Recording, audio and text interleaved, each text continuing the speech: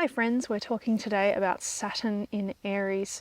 I do want to keep it mostly focused on just the major themes of Saturn through this sign, although I suppose it is worth mentioning that we've got, of course, the Saturn-Neptune conjunction happening right now. Saturn-Neptune conjunctions occur every 36-ish years, and we can see these different themes of Saturnian structures, walls, constructions, fixed ideas, rigid ideas, and the qualities of Neptune and its sixth ray, devotion, idealism, but also the shadow side of Neptune as dissolving, illusion, delusion.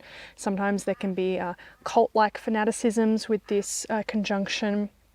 There can also be the dissolving of old and outworn rigid structures, Saturn and Neptune there, or sometimes even the putting up or the reconstituting of Saturnian themes in alignment with an ideal. So there's this sort of motif going on.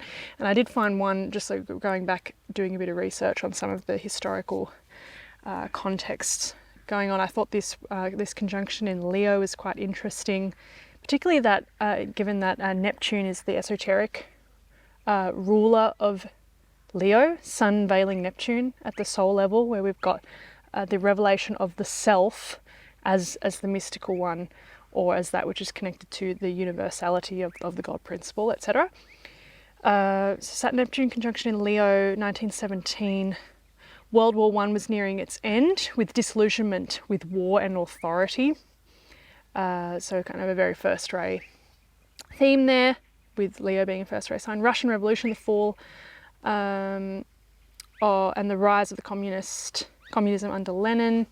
So the reconstructing and the building of a certain kind of ideology, a communistic one in this case. British support for a Jewish homeland in Palestine, setting long-term geopolitical consequences, the Balfour Declaration. Anyway, so I just thought that was kind of interesting and just wanted to touch on that. So that'll be an interesting one to watch out for and just see what's going on with the world events. Of course, there's the Israel-Palestine conflict, which is really, by the way, a recapitulation, to use Lindsay's preferred word, of the crisis and some of the major Aryan themes, problematic themes, exiting the Aryan age to the Piscean age, which of course was inaugurated by the Christ and was the next deliverance of esoteric teaching, because all religions really are evocative of occultism at their deepest level, a true occult understanding of consciousness and everything. Whereas we had the more harsh God principle as the lower aspect of the first ray and of the Martian quality from Aries, as well as the paganism at the time, which is very Martian and instinctual, and especially with the Israel-Palestine conflict, this Martian territorial wars. This is very Aryan. So there's a sort of rehashing of these themes. The potential evolution, of course, would be to polarize into the mercurial rulership of Aries, which would be harmony through conflict. So negotiating peace and dropping the Martian, that blind narcissistic blame, projection, warlikeness, and it's really nasty what's going on there. And a lot of people are really trapped under their fanatical and also painful associations with one or the other side. So it's very much that. I mean, you think Romeo and Juliet with the two families, right? And not even remembering why they were still at war. It was from something back. So that's the eye for an eye thing, which is kind of a lower aspect of Aries. So anyway, I'm just touching on a couple of these major themes here, and even just in that discussing that Aryan challenge or problem. It's going to we can relate to some of these issues at the personal level as well. So we can go macrocosm into the microcosm. So Saturn in Aries is going to bring up questions of identity. Aries is a sign of identity. It's the self, it's will, it's me as the centralizing. I mean, that's Leo too, but Aries very much about the pioneering quality of Aries is that initiatory mode. And in its highest level, it is the will and purpose of God. From the plane of mind, I rule, Mercury, esoteric ruler, Uranus, hierarchical ruler. So really the descending down of these intuitive ideas, these blueprints ray 1 and ray 7 expressed through this sign Aries. So when we play with Saturn, we're talking about the mental body, that which encloses crystallization of thought forms, but then esoterically Saturn is the planet of discipleship. It demands all debts must be paid, so there's no shortcuts and cheats with Saturn. We have to come to right understanding and comprehension. That's the highest aspect of the third ray, which is the only ray to pass through Libra, sign of law and justice, also where Saturn is exalted and is the hierarchical ruler of Libra. So right understanding, true knowing with a capital K. This is the Saturnian themes here. Saturn also falls in this sign, and that really warrants a video in and of itself to talk about how we approach rise, fall, or exaltation, fall, detriments, etc. But just to keep it on topic, Saturn falls in Aries. That is to say that this principle of law, comprehension, understanding, right knowing, falls into its most dense and sometimes submerged expression. That's kind of what we think about the fall. We're descending down into the realm of the physical plane. And so at the personality level, so now we're really touching on particularly people with this native placement in the natal chart, Saturn in Aries, we see instinctual mind, Saturn in combination with Mars. And Mars is impulsive. It's the lowest aspect of Aries is blaming, projecting often, me versus mine, versus in Libra where we start to negotiate or go, okay, well, what is the right relationship to come together? How do we have right reciprocity? Right judicial judgment, discernment, and right commerce. That's the third ray too. So the instinctual mind, impulsive mind, and yeah, a hard time developing that Capricornian focus and discipline. Of course, Mars is exalted in Capricorn for that reason, because that devotional or instinctive or impulsive quality of Mars can get a bit more single-pointed and focused to the goal. So with the right direction of our instinctual energies or elemental energies that Mars embodies, being the ruler of the astral plane and the solar plexus. So we also see limitations, Saturn, of themes of self, Aries, the head, first ray, the me, aggression, anger through its margin rulership, but also most deeply a sense of purpose. That is the higher qualities of the first ray. Death and destruction, the sacrificial warrior is what we see in Aries at its highest level.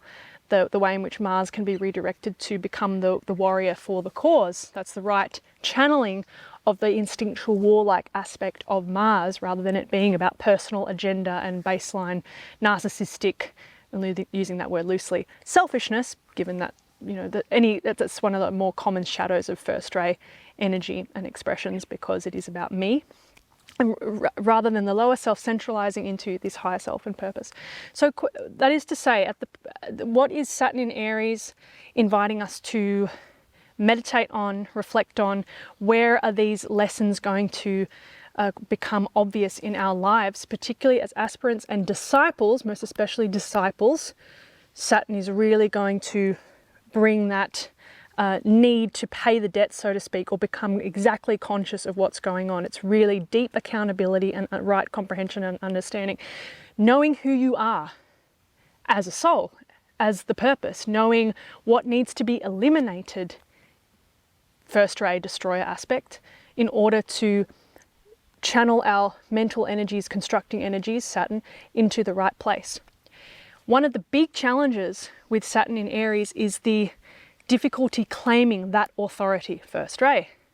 People with Saturn in Aries natively often really struggle with, because Saturn brings restrictions to the themes of that sign around the planetary rulers of the sign, particularly exoterically in terms of the lower crystallization aspect of Saturn, but especially with the ray energies. So the difficulty claiming first ray, death, destruction, and initiatory potency.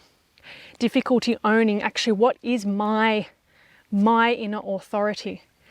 People with Saturn in Aries tend to project that authority out, and that is a reasonable thing to do in the early phases in particular, because those lessons necessarily we have to sort of see well, the key is becoming conscious. So what am I trying to get from an authority figure?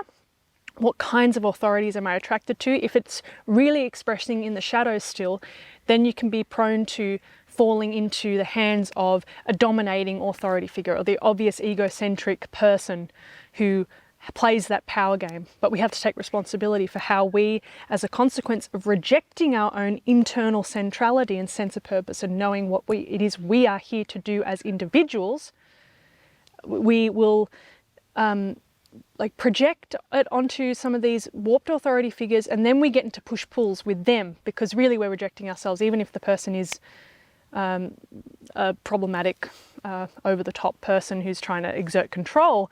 What is it within us which buys into that or manifests that dynamic? How do we become victim to those dynamics? And sometimes it might just be as simple as someone who goes to a lot of workshops or groups or reads books and not really synthesizing those sorts of, we're not really going, okay, but where is the common thread? How am I weighing that relative to my own inner knowing and my own clarity and my own sense of first ray, will, purpose, that lightning bolt of certainty. I would say certainty is a first ray quality. The shadow side of the first ray signs, where we do see these Leo, Aries type narcissists, the dictators, dictator being a shadow first ray quality, they have an abundant amount of certainty. Think of Donald Trump, who is a Gemini personality with a Leo rising.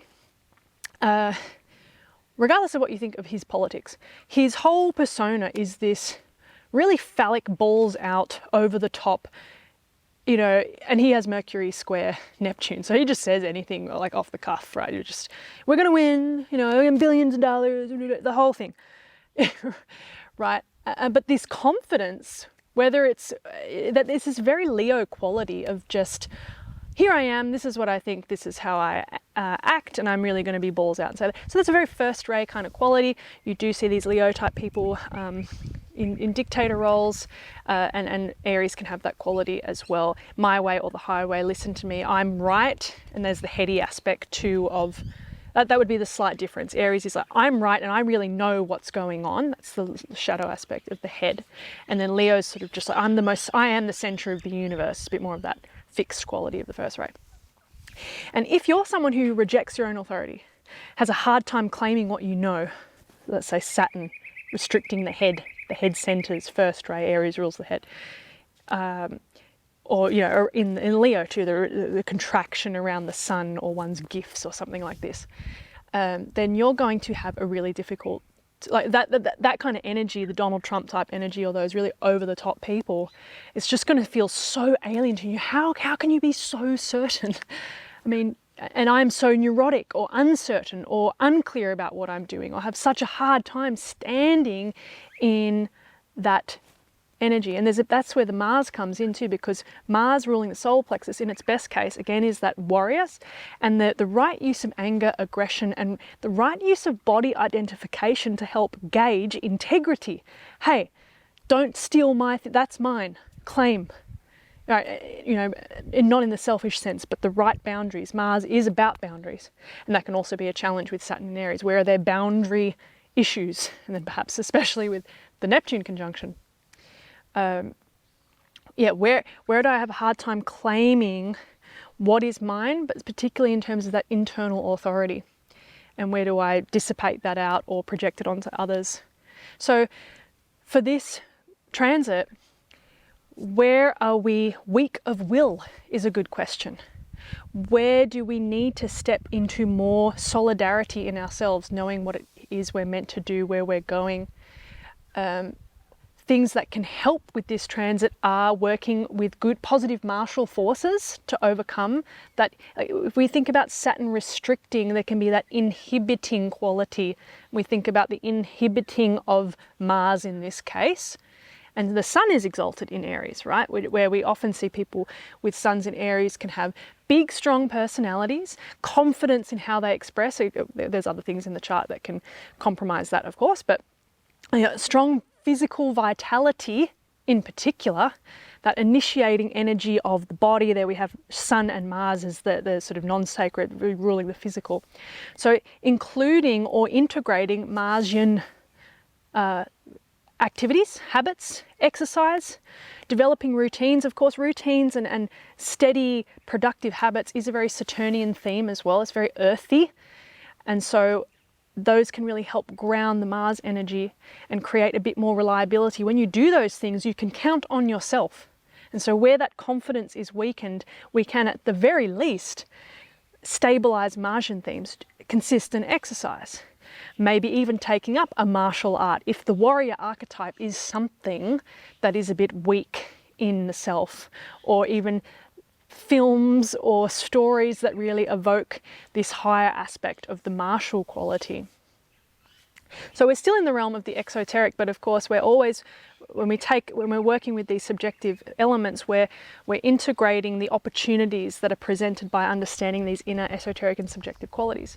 Saturn in Aries, as is the case with pretty much all the planets that are in their signs of fall, they struggle exoterically, but fall planets do very well esoterically, because there's this sort of descension into substance, working out the karmic dynamics there. And then when we sort of are able to gain the qualities of those planets that are in fall in these signs, then they are really, they get a new kind of potency, because you've sort of gone down and now, oh yeah, I'm really able to work with this principle here in this. So where Saturn is impulsive in Aries or difficult claiming authority, you have to really work with that to claim it, and then you become real solid in whatever that problem is. You develop those lessons, you become a master teacher in a way, and the teaching element is usually something we attribute to Jupiter, but Saturn is the place where we overcome the karmic lessons. So it is the teacher and becomes a teacher and becomes something that we become masterful at and skilled at. We climb the Capricornian mountaintop, so to speak.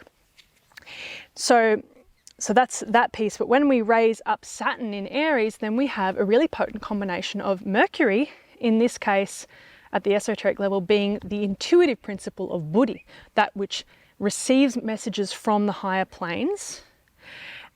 So we pair the receptive mode of higher mental thought forms being received into the brain with Saturn, which is the mastery of the mental body. So now we have a capacity to really potently transmit those kinds of blueprints that are being brought down by Mercury in this case. And guess who had Saturn in Aries? Alice Bailey. Okay, so a really good example, and we think about the kind of sustained, disciplined work that she did, all of the writing that she did, and really consistent and single-pointed with all of that.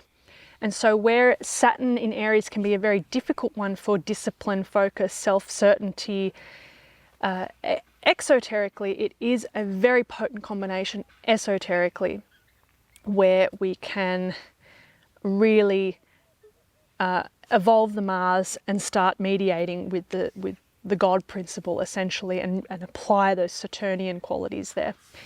So yeah, Saturn in Aries too, the negative, coming back to this theme of authority, dealing with the masculine issues, I would say generally.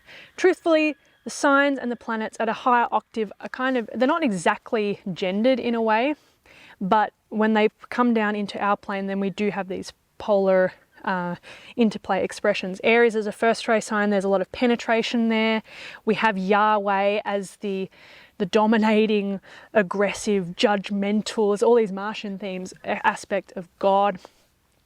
And Saturn is the ruling, constructing principle. So Saturn in Aries, I would say, psychologically is the negative father principle. And this is just another iteration of what we've already been talking about, the limitation of discipline, inability to really acknowledge oneself and claims one's authority. Saturn as Chronos in the different myths, one of the myths, he eats his children. So this is a very Chronos theme. This is true not just for Saturn in Aries, but Saturn generally as that which the negative father principle, the warped, crystallized and inverted patterns of consciousness which eat up psychic life force. So these kinds of themes and challenges are going to make themselves known.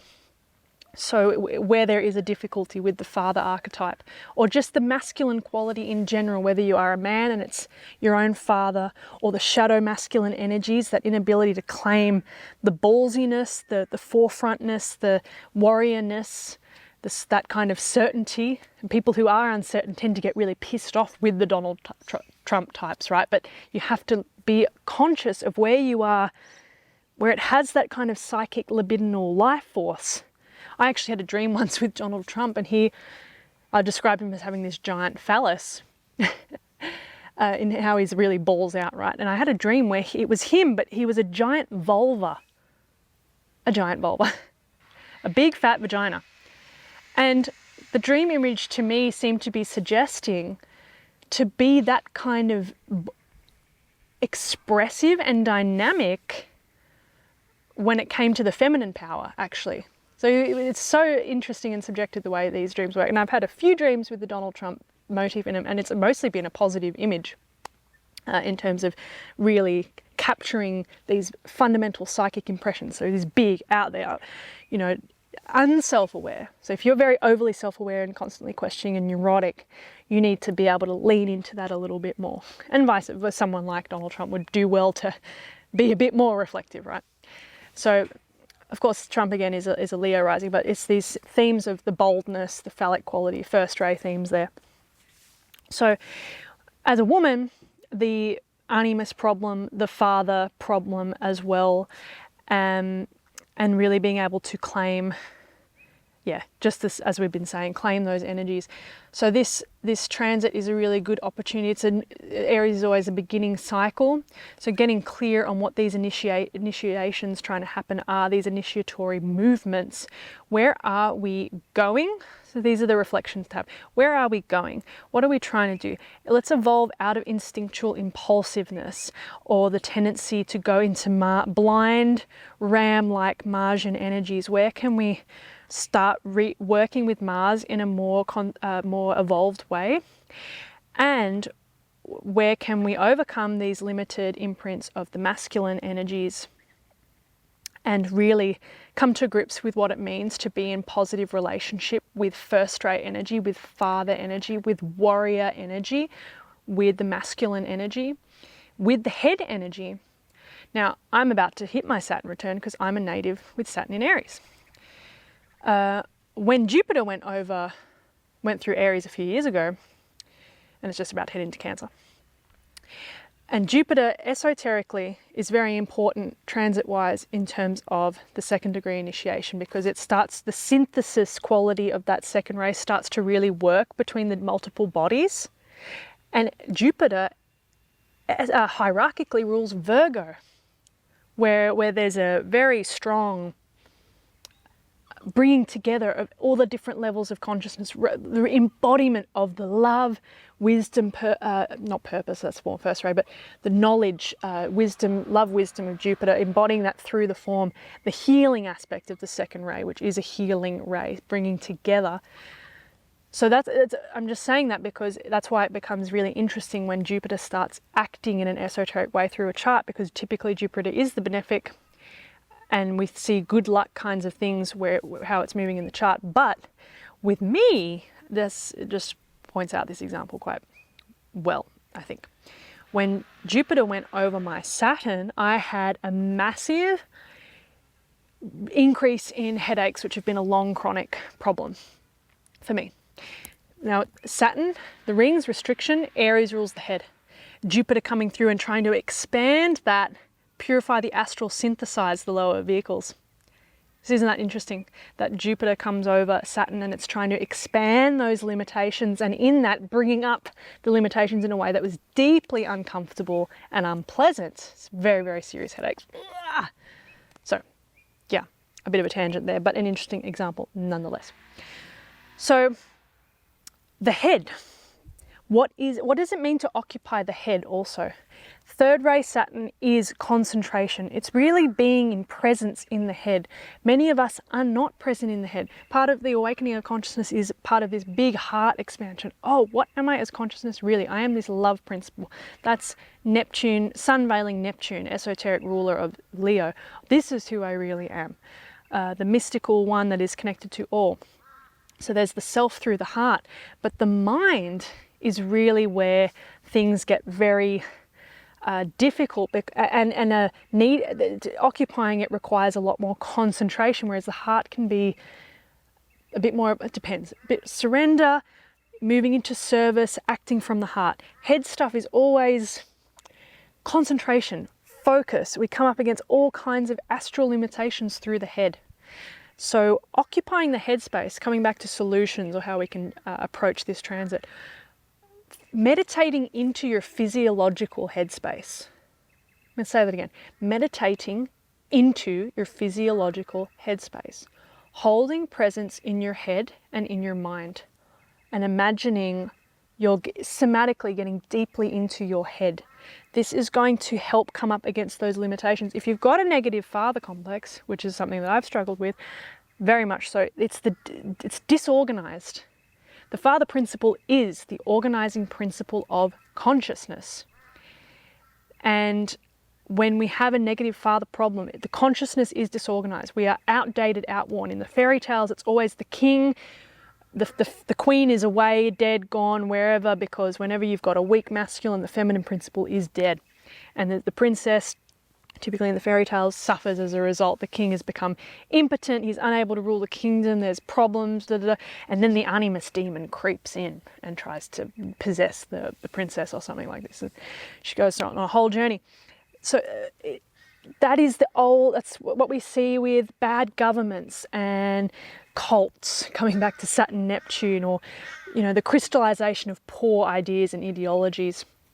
That is all of this head stuff. So when we start occupying the physiological head, it calls on us to get organized with our thinking. We have to, this is why Saturn also falls in Aries, because Mars is very dominating through the head in Aries. And it's reactive, not organized. Again, why Mars is exalted in Capricorn. It starts to get itself organized, know what it is you're doing, you evaluate what it is that's truly important, who you are really. When you have a negative father complex, acknowledging who you are really is very difficult because your thoughts are so disorganized. And if you had that negative imprint of the father, that tends to be a deep rejection of the self at some level. That's Chronos, Saturn eating up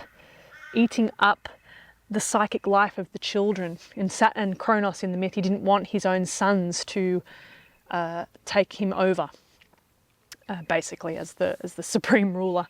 So he ate them all up. So this is what we're contending with. This is the kind of force. So when you have that, there's something that whenever you try and step into the dynamic qualities of Aries, the highest aspect of the masculine principle, it's spirit, this is what we're here to do. This is the truth of God, and nothing is going to deter me and get in my way. That kind of devotion, dedication, and certainty, and centrality, and fusing dominance, the highest possible dominance, those things are so difficult to claim. You get, there's Kronos. And this is very much the Saturn in Aries. And remember Yahweh, imagine confronting that God, but that's what we're doing. Of course, moving from Aries to Pisces, then we have the benefic love quality of God and the Sutratmic connection there as a natural, evolution for the unfolding of the next step. So these are all potential themes and challenges moving into this transit, 2.5 year transit with Saturn in Aries. So be thinking about all of these different things. Be aware of these motifs. Reflect on them. Saturn is always going to be demanding, call on responsibility. We have to pay all debts. And opportunity, as DK says in the blue books in Esoteric Astrology, it is the planet of opportunity, of learning, of growth. We have to absorb and reintegrate that higher aspect of the father archetype, of the organizing principle, that functionality of the Godhead, of the God image, of the headspace itself. So camera stopped recording. Anyway, we're just about there. So what we can do for this transit, reflect on all those things we've just been talking about. What is my relationship to the masculine? Am I able to go all out in my life? Where am I refusing to initiate and have single-pointed focus? Where do I struggle with concentration? Where am I maybe avoiding responsibility for the claiming of this kind of archetypal energy and force, where that might be showing up in how I project onto others and think they're the great superior authorities, or get into the other aspect, like the pedestalize versus the denigrate? Where am I making that person the problem? Or, you know, just spending too much time bitching about the Donald Trumps of the world. Okay, but where can I integrate that energy in its highest potential capacity? All of those things, and reflecting on your own relationships with men or with the masculine. And that can also be connected to women as well, because there are certainly women who have very well integrated animus kinds of energies as well. And where am I acting as a negative Chronos towards myself and eating up my own life, or what is that part of the psyche? And where do I need to claim that or reapply that kind of concentrative energy out into the right places and make mastery over the headspace? Working with the martial themes as a good basic activity, physicality, the warrior archetype, maybe doing a martial art, getting physical and developing reliability, backbone and self-trust in myself to really be consistent. That's Saturn directing the Martian qualities, working with consistency. And I don't think we need to talk too much more about Buddhi and Mercury, but there's a potential there for how those impressions might become active, especially when we can purify that difficult mental negative father crystallized thought form energy and get organized through the head. That's when we can start occupying the head physically and then become adequately receptive to those Buddhic thought forms. Okay, that was a long one. I hope you found this interesting. Drop me a comment. Who's going through their Saturn return or about to? First time, second time. I have worked with a few of you who've got this placement, who are about to go through their second Saturn return. Really interested to see how you go. Tell me about your masculine challenges. I'd love to hear about it. Okay, my friends, until next time.